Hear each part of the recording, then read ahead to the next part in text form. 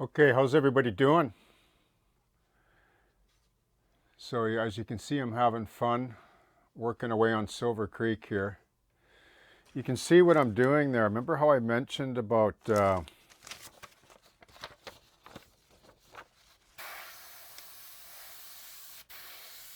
we paint everything, right?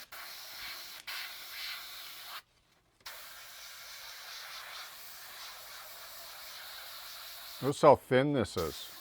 See that? Or it can be opaque like that, see? Controlled by the trigger. But notice how thin this paint is. Like I've been lamenting about this for a year.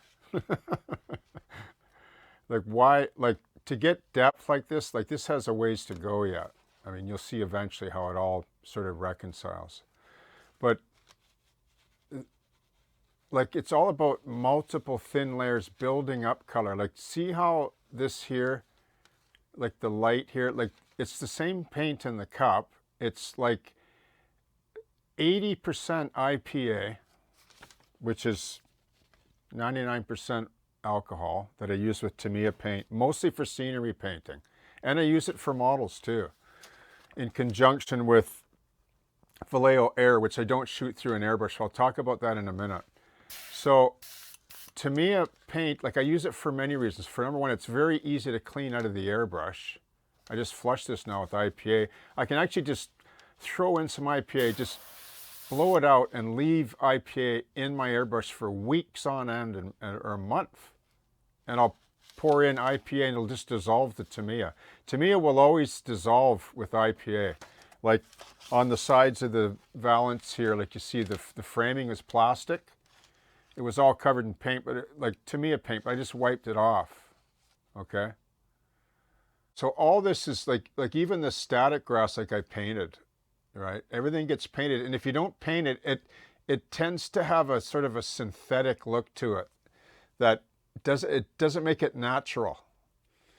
Like on this diorama, like these trees, there's a combination of Tamiya, Vallejo, and oil paint. Like I used those three. Like I used these like as well. Okay. Just let me lay down my airbrush for a second here, and just so you know, the color that I was just shooting was this here. It's just Tamiya, but like I made a rust up with just red, brown, and a bunch of white.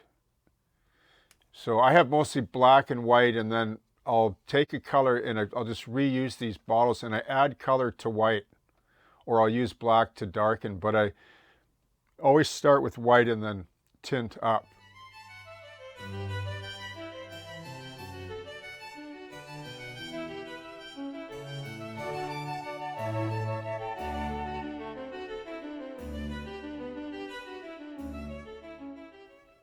Somebody was asking me about the paints I use, or what's a good starter. Well, black and white you're going to need lots of, and then you just earth tones, right? You build up your paint kit slow. Like this is all Vallejo Air. Like just because it says air on it doesn't mean it's only for an airbrush.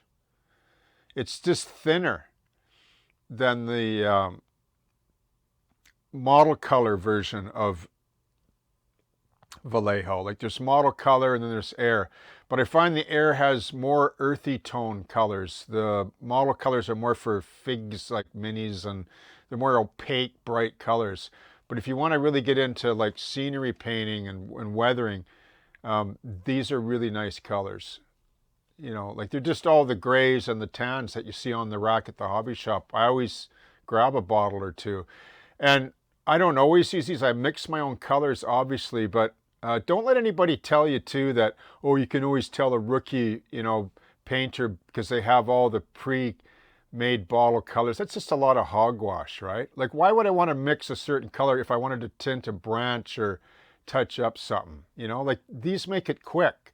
And when you're doing this kind of work, you're always doing that, right? Like I'm not going to mix this earth shade, like spend half an hour or 5 minutes even, or 10, if I want to do it in 5 seconds, right? So yeah, like pro painters have these as well when it comes to models anyway. So I don't buy that, you know, the sign of a real painters, the one that mixes their own color. No, you can learn to mix your color as you're using factory colors. They're convenient.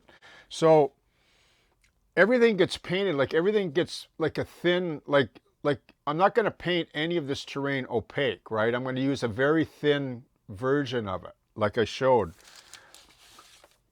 I can regulate the tone and the strength of the color the longer I stay in one area, right? Or the more I add, right? Like you can vary the tone of the color or the opaqueness or the transparency of it, which is why an airbrush is essential with acrylic paints, because you can introduce a type of transparency, which is, you know, not inherent to acrylic paints because their pigments are opaque, right?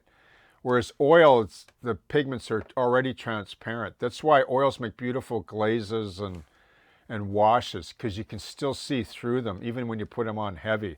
If you put acrylic on heavy, it'll opaque the color out underneath. Like this cedar here is a lot of, like to me, a base coat. Like I'll be showing videos later on down the road about the whole building of this, but I just want to summarize stuff just to give people a general idea.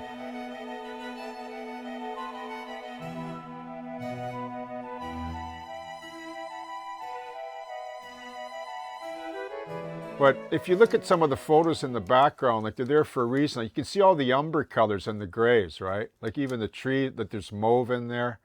Like this tree's in my area, I modeled is like this one. It's a maple, right?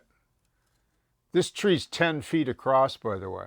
It's huge. Like the trees here in BC, as most of you know, are massive. Okay, so this tree is this tree here. On the other side of it, it's just covered in moss all the way up the tree because the sun doesn't get there as much because of the limbs that hang down and shade it, and the way the sun goes across the sky. But you can see the back side of this diorama, right, is done like this for a reason, okay?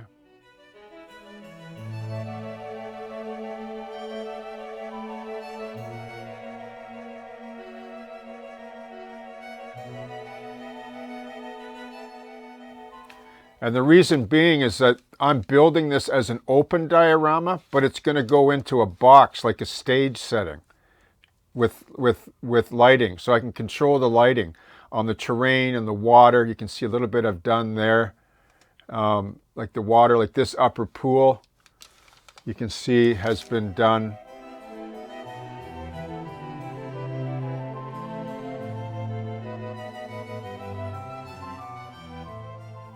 I don't want to show all of that yet, but I'm going to explain how I do that. I don't use resin. Like I don't pour resin into cavities. I want to be in control of the water, and I want to model the pool itself. I don't want to just put a bunch of like this. Like I would never flood this. Like since I'm on the topic, like let me just mention this.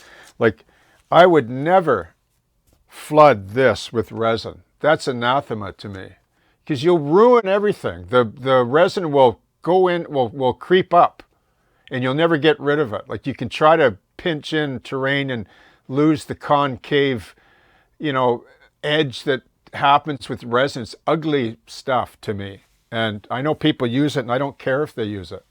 Like use it if you want, right? Like I'm not into this quick dump and fix. Like building a diorama is not, like there's no hurry, right? It's art to me, so it's the process. Like that's where the bliss and enjoyment, and that's where you learn and get confidence, is through the process and from modeling every aspect of the terrain. Like I would probably call this like a natural history diorama or whatever, but it's different than what everybody else usually does.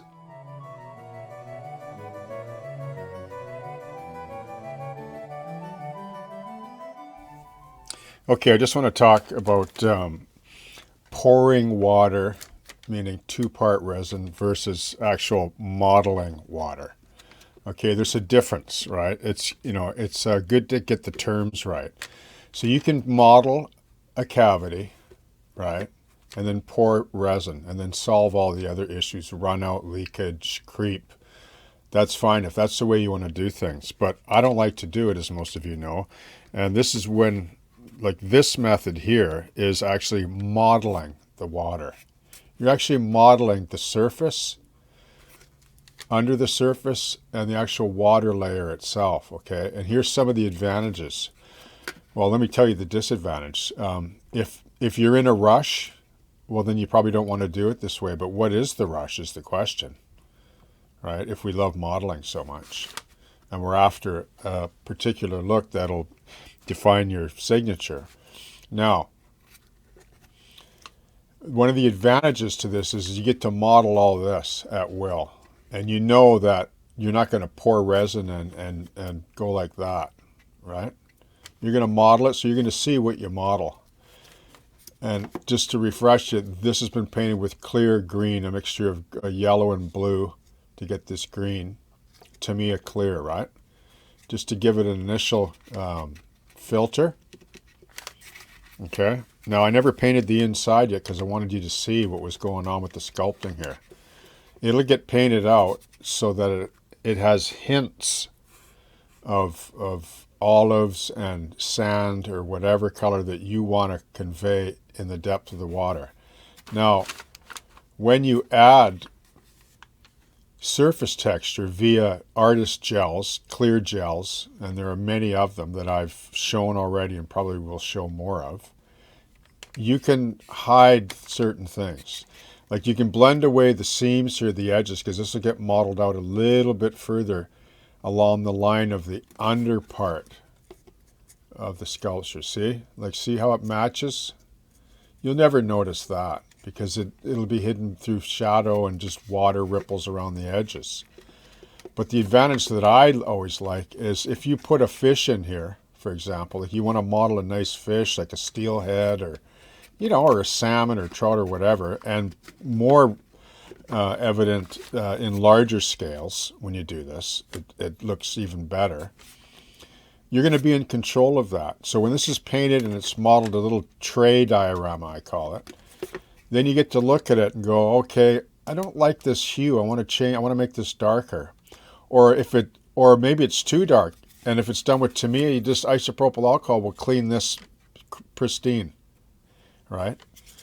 Notice also where I've scored the edges where I'm going to lay cell clay to, because it helps to bite this acrylic. It gives it a mechanical bond, okay? You can even drill it out if you want so that it grabs good and it's not going to lift. And then when you lay the gel in on top for sculpting the water surface, it'll seal it even more good. Like I've done dioramas that, back in the museum days, and they never moved. Like once they settled in, like if you use acrylic resin. Okay, so that's the advantage to that, see? And you can build right on top of the edges to ferret out, okay?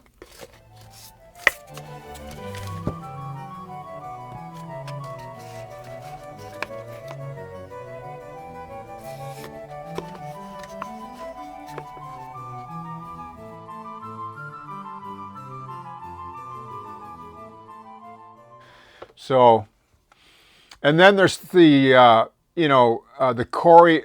choreography of the model. Like sometimes you got to have it so that a tree comes out like this, like before you finish it, right? Like I need to remove this tree because I need to get in here to model, like, right? So like this water, like this pool has to be done because there's a big deadfall that goes across here.